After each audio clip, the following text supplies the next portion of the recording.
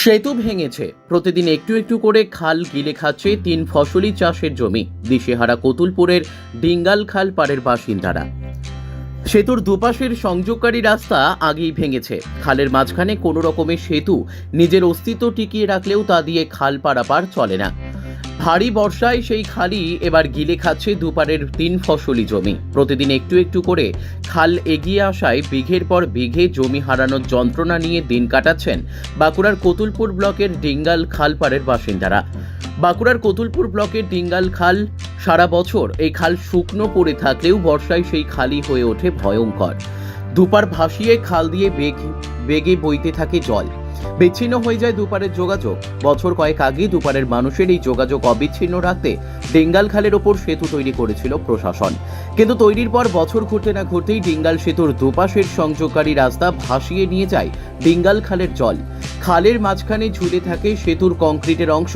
ফলে বর্ষা এলেই এই বছর আজও যোগাযোগ বিচ্ছিন্ন হয়ে যায় দুপারের মানুষের যোগাযোগ। তবে শুধু সেতুর সমস্যাই নয়, ডিঙ্গাল খালপাড়ের মানুষের কাছে এখন সবথেকে বড় সমস্যা ভাঙ্গনের গ্রাসে প্রতিদিন একটু একটু করে খালের গর্ভে তলিয়ে যাচ্ছে 3 ফসলি জমি। বিঘের পর বিঘে ফলন্ত জমি হারিয়ে এখন স্থানীয়দের সম্বল শুধুই চোখের জল। ডিঙ্গাল খালের পার বাঁধানোর পাশাপাশি হারানো ফসলের ক্ষতিপূরণ না মিললে বছরভর অনাহারে দিন কাটানোর আশঙ্কা এখন তাড়া করে বেড়াচ্ছে খালপাড়ের গ্রামের মানুষকে।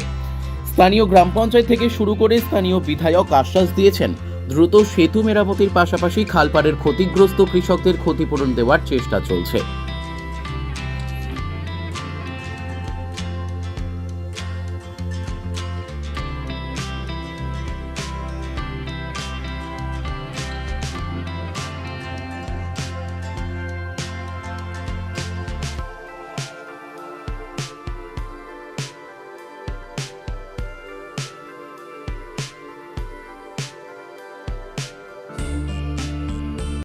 ডিঙ্গালের বেশ কিছু এলাকায় জলের স্তরে চাষের বেশ কিছু ক্ষয়ক্ষতি হয়েছে, কি বলবেন?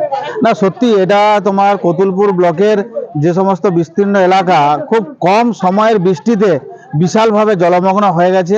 আমি ওই এলাকার চাষিদের কাছে আমি একটা অনুরোধ করব, যাদের ফসলের ক্ষয়ক্ষতি হয়েছে, ফসল জলের তলায় চলে গেছে, সেই সমস্ত চাষিরা যেন এসে এখানে সংশ্লিষ্ট কৃষি দপ্তরে যোগাযোগ করেন।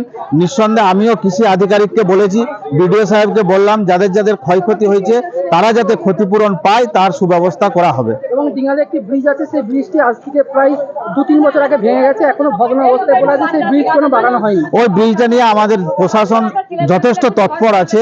ওই ব্রিজটাকে ইমিডিয়েট প্রশাসন নিঃসন্দেহে নিশ্চিত থাকুন প্রশাসন স্টেপ নেবে।